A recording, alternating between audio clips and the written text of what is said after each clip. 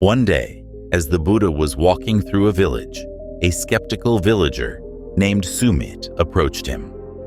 Sumit had heard of the Buddha's teachings, but was doubtful about the effectiveness of his wisdom in controlling the mind. He decided to test the Buddha. "Great teacher," Sumit said, "I have heard you speak of controlling the mind and keeping it pure. But how can one control a mind that is naturally dirty and full of negative thoughts?" The Buddha, with a serene smile, nodded and said, "Sumit, let us sit by this tree, and I will share a story with you." They both sat down, and the Buddha began his tale.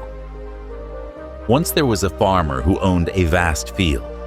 He worked hard to till the land and sow seeds, but he faced weeds kept growing among his crops. No matter how hard he tried to remove them, the weeds would always return. Frustrated, the farmer went to a wise old sage and asked for advice. The sage listened patiently and then said, "Do not focus on pulling out the weeds. Instead, focus on nurturing your crops. Water them, give them sunlight, and care for them. In time, the crops will grow strong and tall, overshadowing the weeds and eventually choking them out." The farmer followed the sage's advice. He diligently cared for his crops, and as they grew stronger, the weeds diminished. Soon his field was filled with healthy crops and barely any weeds. Buddha paused and looked at Sumit's. "Our minds are like that field," he said.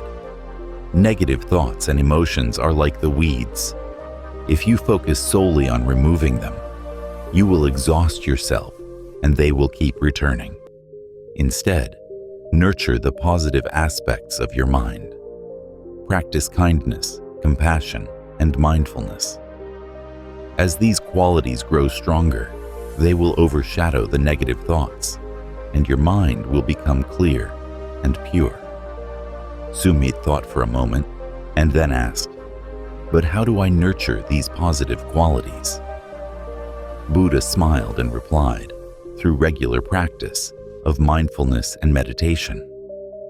When you meditate, you observe your thoughts without attachment, letting them come and go. Over time, this practice strengthens your positive qualities and weakens the hold of negative thoughts." Sumit, still curious, asked, "But what if the negative thoughts are persistent?"